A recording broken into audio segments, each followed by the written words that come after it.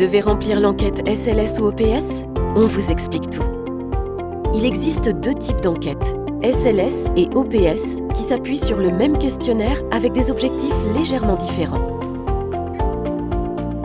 L'enquête Supplément de loyer de solidarité a lieu chaque année. Tous les locataires doivent y répondre, sauf ceux qui habitent en quartier prioritaire de la ville et ceux qui touchent l'APL. Elle permet de vérifier si les ressources des locataires dépassent les plafonds du logement social.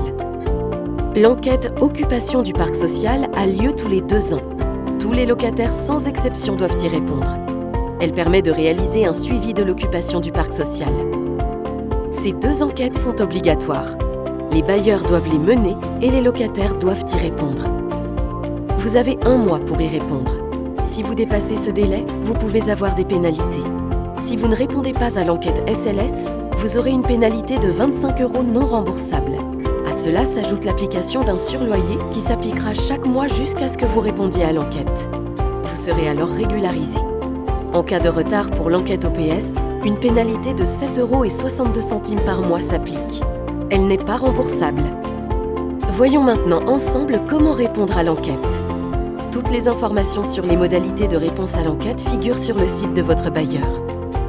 Si vous avez des difficultés pour répondre à l'enquête, nos équipes sont disponibles pour vous accompagner.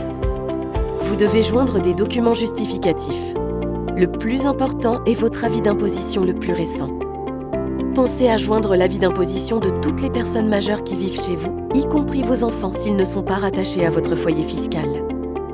Si vous ne travaillez pas, vous devrez fournir un avis de non-imposition. Pour obtenir ces documents, n'oubliez pas de déclarer vos revenus 1 fois par an sur impôts.gouv.fr. Si les ressources du foyer ont baissé de plus de 10%, pensez à joindre les bulletins de salaire des 12 derniers mois ou l'avis d'imposition de l'année précédente, en plus de celui de cette année. Vous devez également joindre des justificatifs si votre situation familiale a évolué. Par exemple, un acte de naissance ou un jugement de divorce. Enfin, pensez à insérer tout document pouvant justifier d'une situation particulière, comme la carte mobilité inclusion si vous êtes en situation de handicap.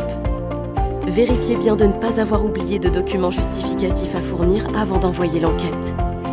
Vous savez désormais comment remplir l'enquête SLS-OPS. Il n'y a plus qu'à l'envoyer.